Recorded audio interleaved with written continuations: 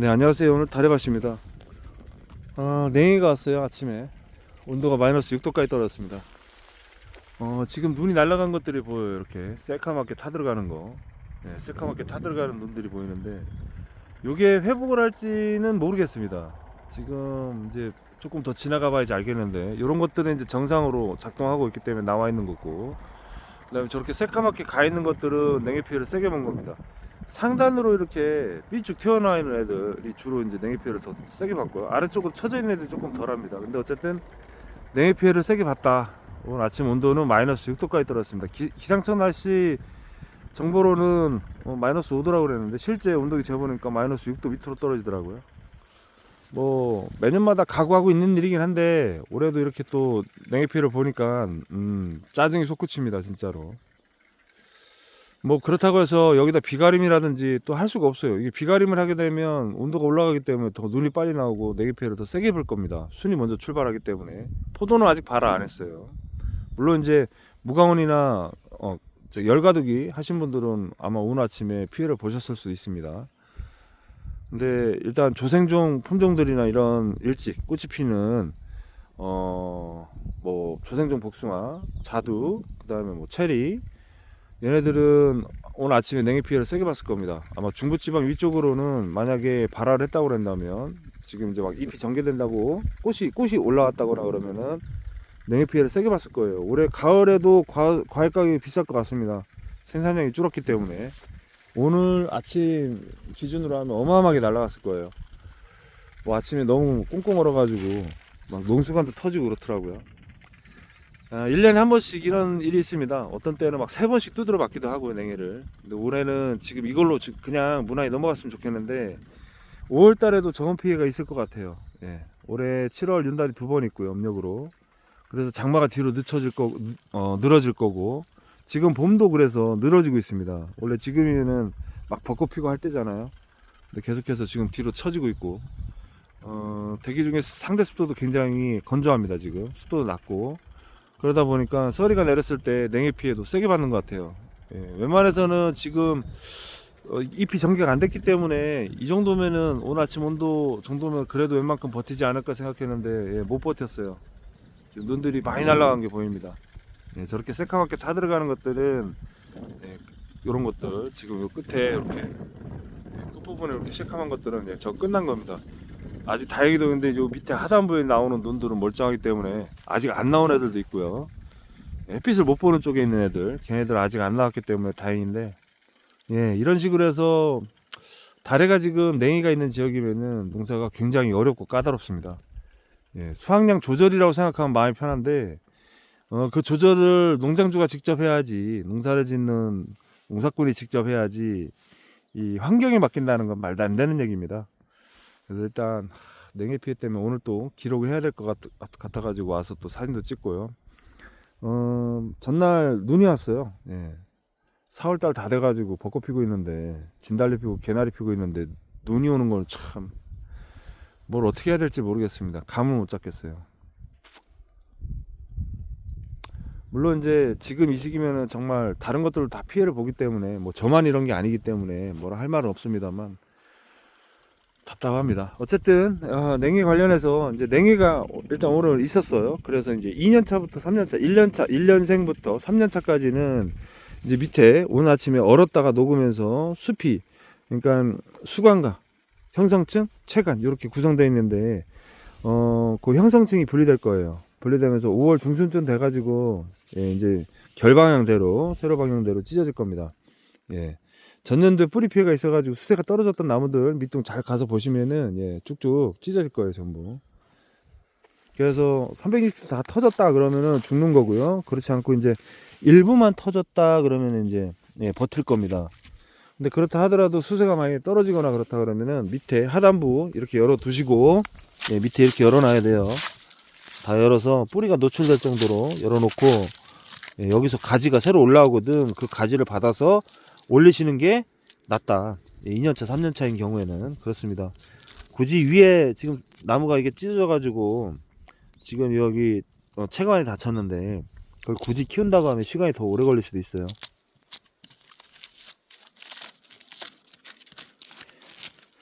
그 다음에 이제 냉해 하고 나서, 냉해 있고 나서 수간 터짐 현상도 있지만 윗부분이 터지는 경우도 있어요. 윗부분 상부가 터져가지고 갈색으로, 진한 갈색으로 이 표면이 변하면서 여기로 이제 빨간색으로 붉게, 예, 수액이 막 흘러내릴 겁니다. 근데 이제 윗부분이 터지는 이유는 물론 이제 물관에서 물이 올라가고 부피 팽창을 하면서 이렇게 꺾이거나, 이런 식으로 꺾이거나 기역자로 꺾이거나 한 부분에 뭉쳐가지고 그 부분이 체관이 분리가 되는 현상이 있는데 터지는 겁니다. 그것도 역시 마찬가지로. 근데 그런 경우도 있습니다. 뭐 얼어가지고 부피 팽창을 하잖아요. 탄성 차이 때문에, 밀도 차이 때문에 그런 일이 벌어지는데, 어쨌든 터져서 이렇게 벌어지는 것들은 방법이 없습니다. 그래서 잘라내고 다시 눈을 받아서 유도를 해야 됩니다. 물관이 폐색되는 경우도 있습니다. 냉해 또는 동해는 아니에요. 지금 이 시기는 이제 냉해죠. 냉해인데 얼었다 녹거나 또는 이제 지온이 지금 떨어졌잖아요. 영하 5도, 영하 6도가 되면서 바닥의 온도가 떨어졌기 때문에 뿌리가 활동을 멈춥니다. 계속해서 물을 위로 밀어 올리다가, 수간은 항상 한 방향이에요. 밑에서 위로 한 방향으로만 흐르는데 체관은 양방향이에요. 예, 위로도 가고 밑으로도 갑니다. 물과 양분이 이동하기 때문에. 물과는 물만 이동해요. 물만. 근데 어쨌든 물만 이동하는데 한 방향으로 이동하다가 뿌리가 지금 추워져 가지고 활동을 안 하니까 물을 올리다가 멈췄단 말이에요. 이때 탄성이 변하면서 목질부 안에, 수간 안에 있는 수간의 조직들이죠. 얘네들이 탄성이 변하면서, 예, 물관이 폐색되는 경우가 있습니다. 뭐 중간에 이제 이게 물이 올라가다 멈추는 경우, 얼어서 그런 경우도 있지만 탄성이 변해서, 예, 안에 막히는 현상이 있습니다. 그래서 그런 경우에 폐색이 되면, 폐색이 되고 5월달 지나가지고 이제 부패균이 만약에 침투한다 그러면은, 예, 부패하는 경우가 있어요. 그래서 냉해가 굉장히 무섭습니다. 여러 가지로 뿌리부터 줄기, 그 다음에 잎들, 눈까지 다 피해를 봐요, 전부. 그래서 개별적으로 상황에 따라서 그런 피해들이 있으니까 나무를 잘 관찰하시고, 그런 피해가 발생하면 계획을 세우셔야 돼요. 눈을 다시 어떻게 받아야겠다. 계획을 세우지 않으면은 나무 상태가 어떤지 모르기 때문에 내가 다시 받아서 키워야 될 도장지나 눈들을 제거하고 없애버리면 그 다음이 없어요. 그래서 반드시 나무 상태가 좋지 못하다 그러면 관찰을 하고 아랫부분부터 다시 받을 것인지, 상부에서 다시 받을 것인지 결정을 하고 눈 정리를 해줘야 돼요. 다리나무가 굉장히 까다롭습니다.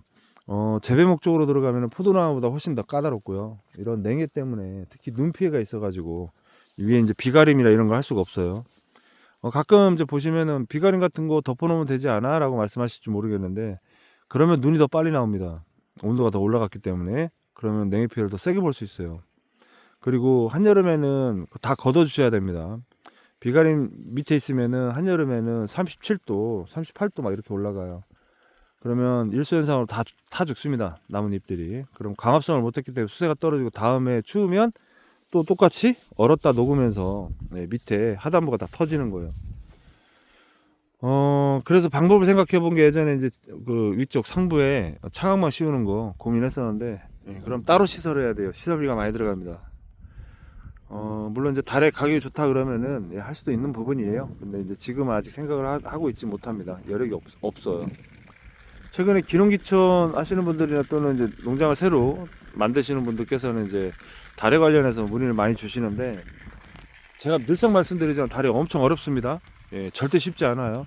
그냥 귀농귀촌 해가지고 편하게 용돈이나 벌어볼까 이런 생각 하시고 시작을 하셨다면 그건 큰 오산입니다. 키우는 건 물론 어렵지 않습니다. 근데 잘 죽어요. 그리고 잘 키우는 것도 문제가 안 돼요. 예, 잘 키워가지고 열매를 딸 수 있습니다. 근데 포장을 못해요. 또 따려고 준비를 해보면 9월 초 8월 말에 비가 한번 살짝 와요. 그러면 이제, 예, 얘네들 갑자기 훌훌훌 하고 막 바닥에 떨어져요. 낙과 문제도 분명히 있다고 말씀을 드렸어요. 품종에 따라서 어떤 품목이든 간에, 뭐 블루베리든 뭐 포도든 뭐 감이든 어떤 품목이든 들어가기 전에 품종 선택 잘 하셔야 되고, 그 품목에 대해서는 매년, 그러니까 매해 가격 형성이 어떻게 되는지 공판장 기준, 개통출하죠. 우리 공판장 기준으로 해가지고 가격이 어떻게 변동하는지를 잘 살피셔야 되고, 그 다음에 재배 면적 얼마나 심어져 있는지, 지금 얼마나 생산이 되고 있는지, 그리고 경작자들의 평균 연세 뭐 등등등 해서 세부적인 자료들까지, 또 그걸 대체할 수 있는 대체품의 수입량, 그리고 지금 현재 이 재배하려고 하는 품목의 수출량 또는 수입량, 거래량, 모든 것을 다 판단하셔야 됩니다.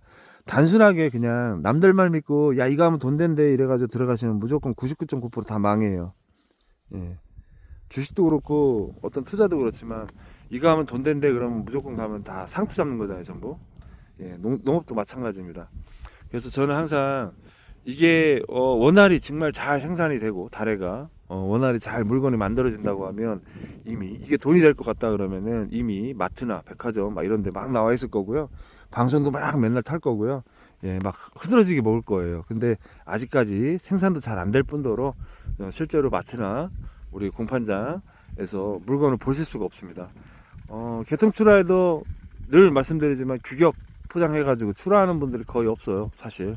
예, 마트에 이렇게 물건을 내보내시는 분들도 거의 없어요. 제가 하면서도 이제 물론 저 혼자서 하다 보니 생산력은 조금 딸리는데 뭐 한 100톤 정도 생산한다고 하면 이제 막 여기저기 뽑아낼 수 있지만 지금은 그렇지 못하기 때문에 생산력을 늘리는데 저는 집중을 하고 있고요. 요런 이제 냉해라든지 각종 시기마다 이런 이제 이벤트들이 있단 말이에요. 그래서 이런 것들을 잘 모르시고 들어갔을 경우에 사고가 벌어지면 실망도 크다는 점 좀 알고 들어가셨으면 하는 바람이 있습니다. 사실 요즘에도 다들 많이들 심으세요. 다래나무 많이들 심으시는 것 같습니다. 이렇게 보면은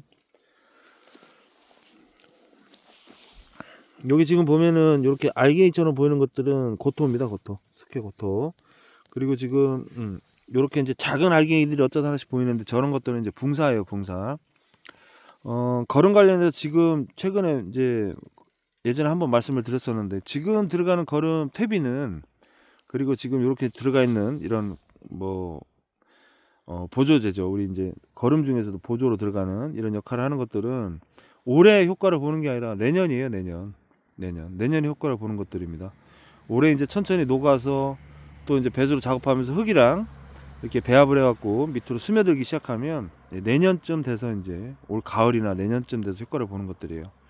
지금 들어가 있는 것들은 고토는 폐화석 고토가 아니고 과립으로 되어 있는 황산 고토고요. 그 다음에 붕사는 입재 붕사라고 그래서 역시 과립 형태로 들어가 있습니다. 예, 그래서 작게 표시되는 조개 이제 붕사. 그 다음에 여기 조금 큰 거, 요 큰 알갱이가 황산 고토예요. 고토를 집어넣는 이유는 뭐 다른 거 없습니다.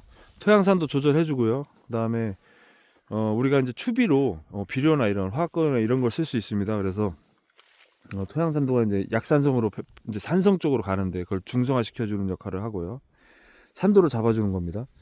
그리고 붕사는 당연히 이제 칼슘, 나무가 이런 이제 청근성이나 속성수에 속하는 이런 친구들은 수액 이동이 빠른 이런 친구들은 칼슘 요구량이 많다고 해요. 그래서 이제 칼슘 때문에 칼슘을 잘 끌고 들어가려면 붕사가 있어야 돼요. 그래서 지금 기본적으로 퇴비 유기물, 그 다음에 입재붕사 붕사, 그 다음에 고토에는 칼슘도 있지만 마그네슘 뭐 다 들어 있습니다. 특히 마그네슘하고 칼슘은 정말 중요합니다.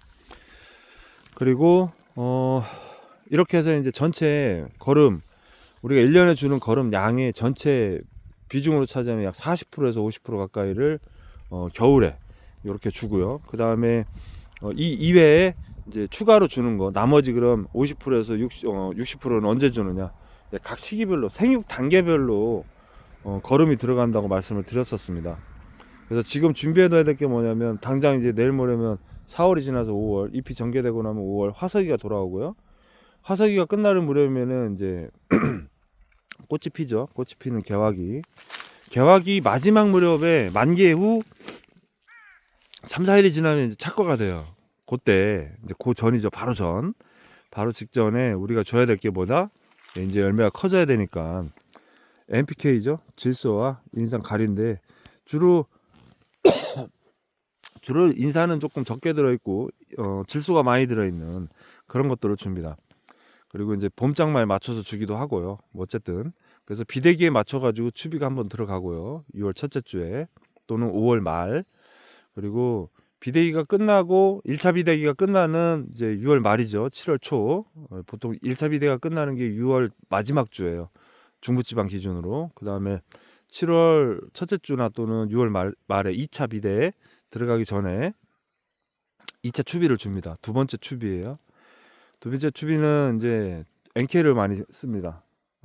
보통 이제 고온기가 시작이 되거든요. 그래서 고온기 때 또 열매가 또 2차로 비대될 때는 칼륨이 작용을 합니다. 그리고 잎이 잘 버티고 광합성 잘 하고 뭐 이런 것 때문에 칼륨이 들어가는 겁니다. 그리고 7월 말이 돼요. 7월 말이 돼서 이제 진짜 본격적인 고온기, 장마가 끝이 나고 햇빛만 있는 아주 뜨거운 고온기가 시작이 됩니다. 이때는 이제 인산과 칼륨 두 가지가 들어갑니다. 인산 칼륨 혼용되어 있는 건 뭐 제품들이 많습니다. 저렴한 거 그냥 쓰셔도 되고, 이때 이제 인산 칼륨이 들어가야 된다 하는 이유는 뭐냐면 신초 성장보다는 등숙이 들어가야 돼요. 나무가 겨울 준비해야 되잖아요. 그래서 겨울 준비 들어가야 되는데 나무가 이제 딱딱해지는 등숙이 들어가는 그 시점에서는 질소를 만약에 과다하게 투입을 하게 되면 또 다시 도장하고 등숙이 들어가지 않습니다. 그래서 반드시 주의를 해야 되고요. 보통 중간중간 단계에서 해야 될 것들도 있습니다. 당연히 이제 연면 시비해서 마그네슘을 보충해 준다든지 아니면 이제 칼슘을 조금 더 보충해 준다든지 뭐 그렇게 해서 응급으로 쓸 수 있도록 준비를 해야 됩니다. 지금 이 시기에 준비를 해야 돼요. 그때 돼 가지고 뭐 급하다고 막 이렇게 뛰어다니면서 준비를 하면 늦고요. 1년 동안에 들어가는 농업 계획은 사실 거의 겨울에 이루어집니다. 겨울과 봄에 이제 이렇게 정리가 다 끝난 상태에서 뭐 배수를 팔 건지 바닥에 더 뭘 줄 건지 위에다 더 뭘 뿌려줄 건지는 지금 결정해 갖고 준비를 해놓고 시행을 하는 겁니다. 냉해 때문에 머리가 아픕니다. 어쨌든 지금 다른 분들도 마찬가지로 냉해를 피해를 많이 보셨을 건데 이파리들이 왜 이렇게 새까맣게 타들어가요 라고 하시더라고요. 그래서 어쩔 수 없습니다. 냉해 아침에 추웠기 때문에 그런 일이 벌어졌고, 지금 이 시기에 지금 원래는 관수를 해야 되는데 어제 비도 오고 눈도 오고 그래서 수분량이 충분합니다. 개화기가 시작되는 다음 달이죠. 다음 달 5월 달이죠. 5월 달 15일부터는 이제 물을 끊습니다. 보통 5월 10일 개화기 한 열흘 전이죠. 열흘 전부터는 물량을 조절을 해서 되도록이면 이제 물이 많이 과도하게 들어가지 않도록 주의를 해야 되고요. 지금 발화기 때는 수분량이 많아도 상관이 없습니다. 어차피 쭉쭉 빠져나가니까. 그래서 관수량은 지금 이 시기에는 뭐 너무 건조하다 그러면 당연히 해야 되고요. 발화기 때 너무 건조하면 눈이 고르게 나오지 않습니다. 그래서 꼭 눈이 이쁘게 나올 수 있도록 물을 밀어 넣어야 되고요. 이게 끝나고 나면 이제 물 많이 집어넣는 관수는 많이 집어넣을 때는 이제 1차 비대기 때 6월 첫째 주부터는 물을 늘려 잡습니다. 평소에 물을 주는 양의 2배에서 3배. 고랑에 물이 한 번은 찰 정도로, 완전히 찰 정도로 그렇게 해서 물을 주고 나면 한 3, 4일을 말리고요. 그 다음에 다시 또 물을 흠뻑 주고 그렇게 해서 반복합니다. 6월 말까지. 6월 말이면은 이제 1차 비대가 끝나기 때문에 그 다음부터는 또 물량을 1차 비대기 때 줬던 거에 절반으로 좀 줄여주는 것도, 왜냐면 그때부터는 이제 호흡을 해야 돼요. 열매가 비대되는 게 끝이 났고 호흡을 시작합니다. 본격적으로 호흡을 해서 열매 안에 양분을 축적을 해야 되거든요. 도장지도 키워야 되고 등숙도 들어가야 되고 1년 매년 하는 게 똑같기 때문에 일정대로만 하면 되는데 이렇게 이제 변수가 발생을 합니다. 뭐 나쁘게 말하면은 냉해 피해고요. 좋게 말하면 가격 조정이라고 생각을 하고 있습니다. 또 이렇게 뭐 이런 일도 있는 거죠. 매년마다 있던 일이라 사실 이제는 조금 무덤덤합니다. 그렇게 날려가도 또 달에는 눈이 많기 때문에 웬만큼 다 복구를 하거든요. 그래서 다만 올해 5월 20일 전후로 해서 개화기 때 저온 피해만 제발 없었으면 하는 바람입니다. 개화기 때 저온 피해가 오면은 수정 불량이 많기 때문에 정말 열매가 볼품이 없어요. 걱정입니다.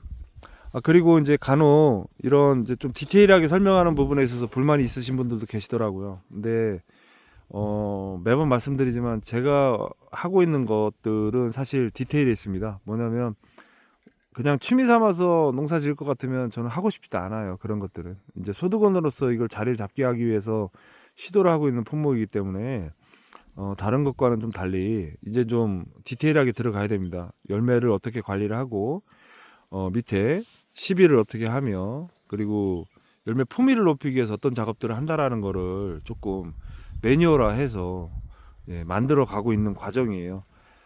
단순하게 생각하면 그냥 열매 달아놓고서 방치하고 가을에 와가지고 따면 돼요. 예, 그럼 너저분합니다. 포장 하나도 못할 거예요. 우리가 바라는 건 최소한 어느 정도 일정 정도 수준의 품위를 가진 납품을 할 수 있는, 그리고 소비자들한테 갔을 때에도 돈을 받는 데 있어서 거리낌이 없는 정도의 품위는 나와야 된다고 생각을 합니다. 그것 때문에 품종도 고르는 것이고, 또 열매 달려고 이렇게 수영도 잡아보는 것이고, 재배지도 이렇게 관리를 해보는 것이고, 그렇습니다.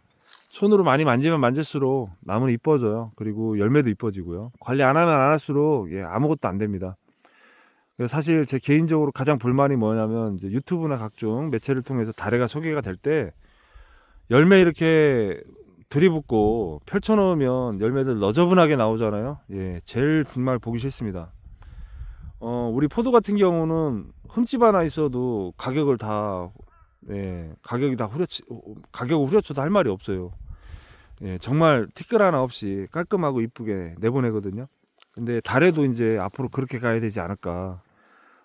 그냥 뭐 가볍게 생각해서 달아놓고 대충 따가지고 팔면 되는 거 아니야? 라고 생각하실지 모르는데, 그렇지 않습니다. 달에도 충분히 관리하면 가능합니다. 뭐 예를 들면 어떤 데는 지금 봉지를 쓰는 곳도 있고요. 일본 같은 경우는 지금 사이사이, 지금 우리 기름 쪽이죠, 유선지 써가지고 밑에 집어넣어가지고 이렇게 분리를 시키는 경우도 있고요. 뭐 가서 씌우는 경우도 있고요.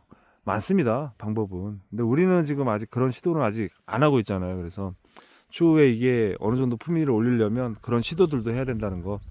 그냥 맨날 토종달에 이래가지고 방치하듯이 그냥 대충 달아놓고 뭐 그냥 가공이나 하면 되지요, 이런 식으로 생각하는 건 좀 아닌 것 같습니다. 저는 그런 걸 하고 싶지도 않고, 그리고 또 가공이라 이런 것들은 농사지는 농민이 굳이 그걸 해야 되는 이유를 모르겠어요. 저는 사실 시간도 없습니다. 예, 그런 거 들여다볼 시간도 없고, 항아리 이런 거 들여다볼 시간도 없습니다. 앞으로 추후에 이제 우리 장목반원들께는 조금 강압적으로 이제 좀 써보시라고 이것저것 이제 막 드렸잖아요. 제가 드리고 있습니다. 그래서 친환경 자재 중에 좋은 것들이 많이 나와 있더라고요. 그래서 어찌겠든 제가 이제 좀 나눠드리기도 하고 써보시라고 이제 권해드리기도 하고, 그리고 어쨌든 올해나 작년 같은 경우도 그랬지만 뭐 돈 들어가는 거 아니잖아요. 예, 다 제가 준비하고 나눠드리는 것들이니까 한 번씩 꼭 써보시고, 제가 또 써보니까 좋더라고요. 그래서 도움이 많이 되니까 그런 것들 활용해 가지고 농사 더 이쁘고 좀 잘 지었으면 하는 바람이 있습니다. 기타 궁금하신 점이 있으면 남겨주시고요. 그리고 제가 다 못하는 부분도 있어요. 예, 좀 부족한 부분도 많습니다. 그런 부분에 대해서는 추후에 말씀을 해주시면 반영을 하도록 하겠습니다.